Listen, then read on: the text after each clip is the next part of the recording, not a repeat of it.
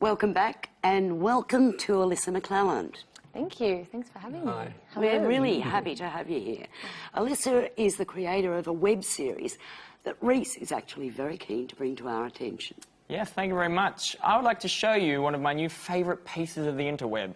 It's an Australian-made web series written and starring Alyssa McCLelland and Ryan Johnson. And basically, it's just a perfect, spot-on parody of the Australian suburban couple. I like to think of it as this generation's answer to Scott and Charlene. Here, let's take a look.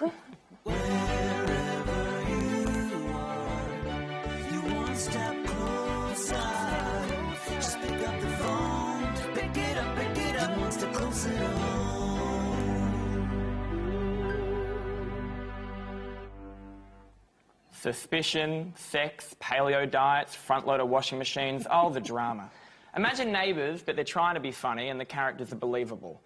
It's great because they are really quick, good 4-minute bite-sized sketches. What's both equally funny and horrifying is it actually cuts quite close to the bone. I watched this thinking, haha, she's insane, and then 30 seconds later going, oh no, I do that. Like this. Paulie,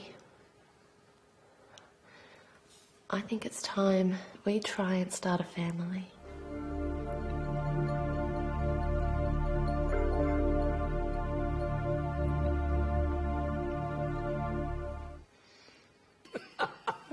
It's like my favourite thing right now. I congratulate you, Alyssa McCLelland. It's really, really great. I love that scene. I love the kind of Chekhovian moments that you bring to this series. Favourite word. There's a lot of silence, a lot of marvellous pausing. There's a touch of Harold Pinter in there too. Thank you. Wow, that's big. No, it's very, very well done. Big compliment. Yeah, it's all about the restraint, is what I say. This show. I love this quote, and I don't know whether it's an accurate one, where you said you wanted to create the most boring, anticlimactic soap opera ever. Yes, You've succeeded. Thank you. Well, yeah, like I think it was, you know, when we first did season 1, it was around a time where there was a lot of what we were called kitchen sink dramas happening in Australia. And so Ryan and I were working together, and then we sort of turned to each other one day and said, well, what if we made a drama about the kitchen sink? And literally it's sort of about those, it's about the people that are in between, you know, having children and, you know, the early 20s where you're sort of wild and going out. There's sort of these nesters, and it's about the little banalities of everyday life that creep in very quickly. And so many people say to me, oh my gosh, I do that, oh my God, that's us, oh my God, you know. Yeah. I'm one of those people. I'm definitely one of those people. I related to the front-loading washing machine dilemma. Yeah, right. What's your stance on that? No, I've got a front-loader, are you right? I can't unlock it. Yeah, if you forget a sock, yeah. But it's sort of like, what did you want to achieve with this? I think Ryan and I were, I mean, we never really set out to achieve anything, really. It was just, let's make a web, like at the time, web series were sort of becoming a thing. This was 3 years ago when we launched season 1. And we just were really curious about the format. And I think, you know, the reason that we're able to make it quite excruciating and to allow it to sort of sit in the banalities and sit in that excruciating silence is because we knew it was for the web. So there are these little 3-minute installments, and we, you know, this season we've done 8 of them. And it was sort of about exploring the web format, really, and going, well, I'd rather do that than make a short film at this point, you know, when we first went to make it, because then you sort of go to the big festival strategy and you know, it takes a long time to really get things out there, whereas this is really immediate. Like, we made it and then it was online, you know. Yeah.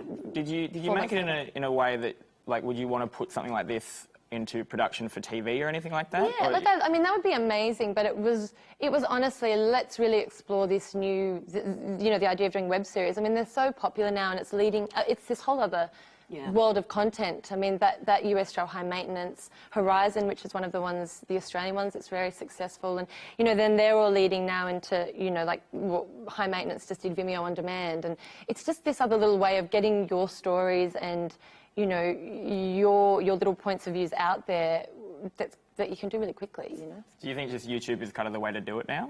Oh, look, I'm still open to other formats, but it's definitely one way. If you just sort of want to experiment with formats and experiment with comedy and play, you know, with your writing, it's a great way to sort of get things out there immediately. Yeah. Are they supporting you in some sort of way for the second season? No. It's just literally we're just uploading it. I don't want to monetize them. I'm not. Yeah. There's nothing like that. I just want people to watch it. So Yeah, great. Can I ask a question? The title, Yes. One Step Closer to Home. yes. Tell me about it. Well, we kind of just thought it's a pun in many ways because it's like, you know, when people watch it, it's, you know, people go, oh, that's a bit close to home, you know, and people say, like, if anyone sort of says things that rub them up the wrong way, or so we thought it's one step closer to home, like the truths of being in long-term relationships sometimes, or the truths of, you know, being in a domestic environment, and you know, when sometimes in life we're not fulfilling it in other ways, we have to find other things, you know. Are we heading for a divorce?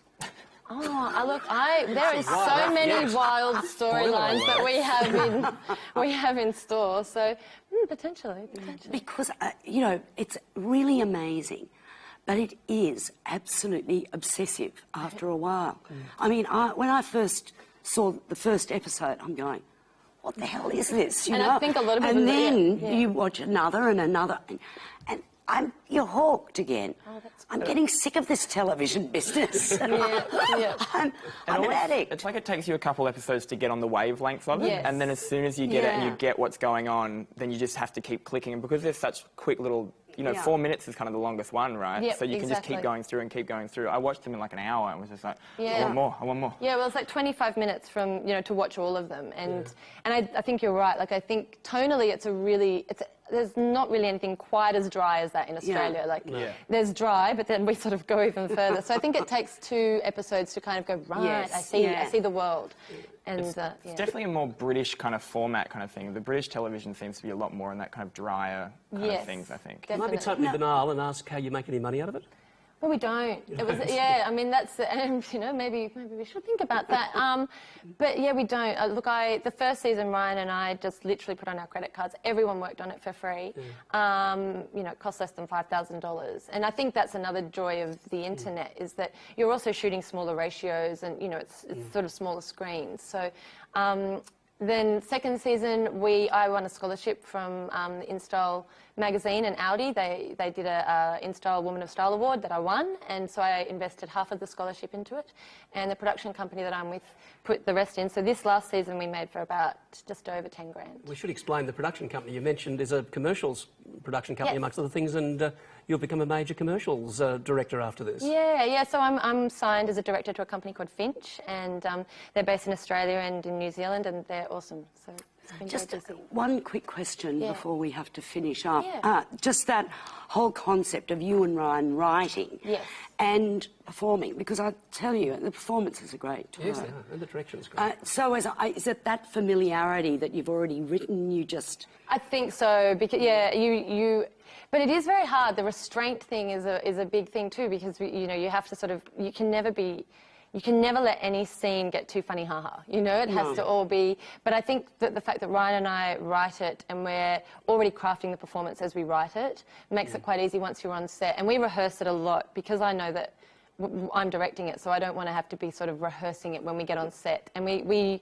shoot the whole season in 3 days. So Ryan and I will meet and rehearse, and we iron out, you know, all the little performance beats. And then when we get on set, it's kind of like, run the lines, let's go. Alyssa, thank you so much for joining us. I mean, I'm so interested in this concept that you're exploring online. It's really fascinating. And I think we ought to have another look at this riveting banality of one step closer to home. So well put.